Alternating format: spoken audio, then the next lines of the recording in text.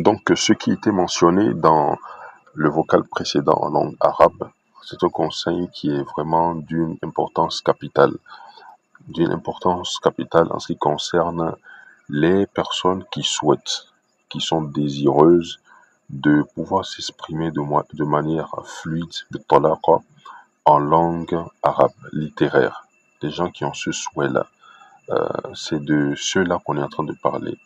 Parce qu'il y a deux choses. Il y a un domaine qui consiste à lire les textes arabes et à les comprendre. Ça, c'est un domaine. Un autre domaine est de pouvoir s'exprimer. Et de pouvoir s'exprimer en langue arabe avec fluidité. Ça, c'est un autre domaine. Et c'est le domaine dans lequel la plupart des gens, ils ont de la difficulté vu qu'ils s'exercent peu et qu'ils n'ont pas un environnement dans lequel ils peuvent s'exercer. Et même si lorsqu'ils sont dans cet environnement, les gens ne les motivent pas à le faire. Et pour cela, il y a, c'est-à-dire pour ce domaine dont on parle là, c'est-à-dire l'expression en langue arabe, il y a une erreur également grave que la plupart des gens ils font, c'est qu'ils veulent tout comprendre. Ça, c'est une erreur. C'est une erreur qui peut amener la personne à vite se décourager. Ils veulent tout comprendre, tout ce que l'enseignant dit en salle, qu'il soit au niveau 1, 2, 3 ou 4, ils veulent tout comprendre. Non, non, c'est une erreur parce que ce qui est demandé, ce n'est pas que tu comprennes tout ce que l'enseignant dit. Non, non. Ce qui est demandé, c'est que non seulement tu écoutes des choses qui ont rapport avec ton niveau, tu écoutes des choses qui ont trait avec ton niveau, tu les écoutes bien et euh, tu captes, tu laisses ton cerveau absorber. Tu laisses ton cerveau absorber.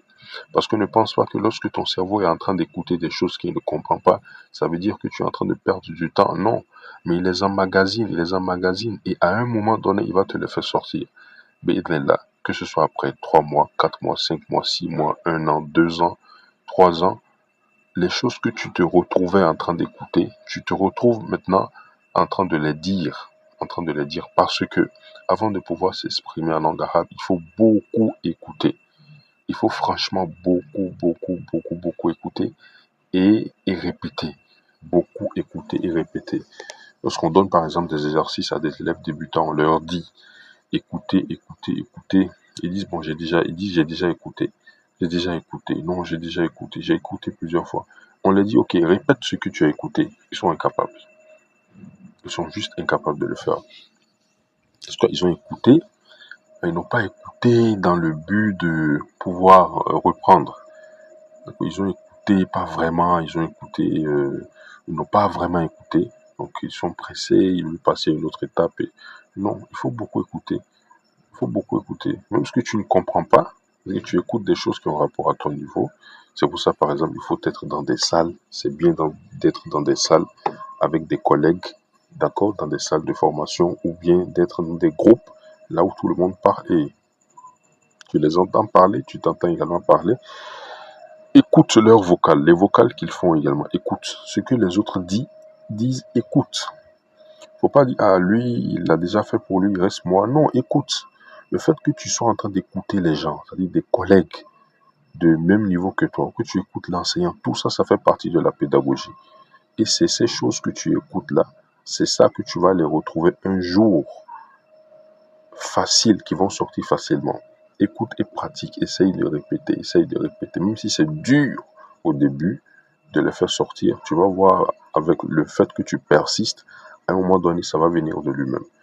D'accord? Donc, c'est une erreur de vouloir que tout ce que l'enseignant dit, que je comprenne. Donc, si je ne comprends pas, je m'ennuie. Tout ce que l'enseignant dit, je m'ennuie. Je vais vous donner un exemple très simple, c'est-à-dire que l'enseignant, par exemple, est en train de donner un cours et il parle en arabe. Il est en train de parler en arabe. Et bon, je n'écoute pas, je n'entends pas, je comprends pas ce qu'il dit. J'ai les mots de tête. J'ai les mots de tête, ça me fatigue. C'est comme si je me sens pas concerné. Ça me fait mal. Hein? C'est une sensation qui est normale, mais c'est une bonne sensation. C'est une bonne sensation. Ton cerveau n'est pas habitué à cela. Le cerveau, il n'est pas habitué à cela. Il ne connaît pas ça. Il ne connaît pas ce genre de choses. Donc, tu lui fais forcer dans la tête ce à quoi il n'est pas habitué. Voilà, donc ça montre le fait que tu t'énerves, le fait que vraiment, ça montre que c'est en train de rentrer, tu es en train d'essayer de faire rentrer dans la tête, tu es en train d'essayer d'habituer ton cerveau à cela. Donc ce conseil-là peut être très important à ceux qui pensent que le fait qu'ils ne comprennent pas certains mots, pardon, certaines phrases ou certains mots, oui, que l'enseignant il dit au cours, ça montre qu'ils sont en train de perdre le temps. Non, tu as besoin de développer ta capacité d'écoute. Tu as besoin de la développer. Lorsque tu viens, tu assistes à un cours, il y a plusieurs capacités que tu dois mettre en valeur. La capacité du parler, la capacité de l'écoute, beaucoup d'écoute, la capacité de lire et de comprendre. Voilà, donc c'est un conseil que j'ai voulu balancer. Donc, et, et suis l'enseignant. Lorsque tu es un bon enseignant, tu suis ses gestes, suis ses faits et gestes pour comprendre les mots, suis son regard, suis l'expression, suis sa gestuelle, voilà, et adapte-toi. Ne cherche pas forcément à traduire en français ou dans d'autres langues tout ce qu'il dit. C'est-à-dire que si tu ne comprends pas quelque chose, tu veux tout de suite faire la corrélation avec du français. Non. Suis tes gestes, suis les gestuels, d'accord? Et tu vas t'incorporer cette langue là. Voilà le petit conseil qu'on a voulu partager. Et on a d'autres conseils encore comme ça qui sont beaucoup.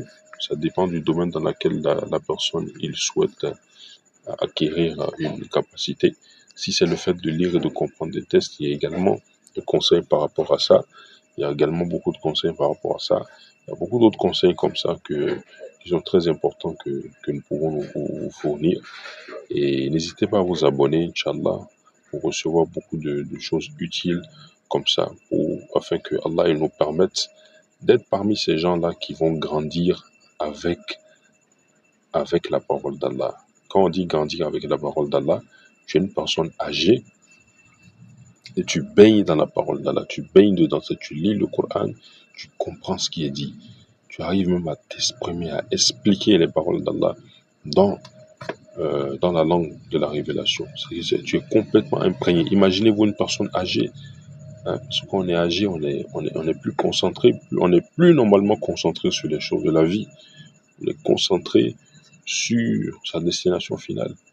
Hein, on espère être parmi ces gens-là qui sont âgés en âge et qui sont plus rapprochés de leur Seigneur, du fait qu'ils ont mûri la compréhension des tests religieux, du fait qu'ils comprennent ce que leur Créateur dit et du fait qu'ils s'expriment, ils partagent ces compréhensions-là avec les autres dans la langue de la révélation, avec leurs enfants, leurs petits-enfants, leur voisinage dans la langue de la révélation.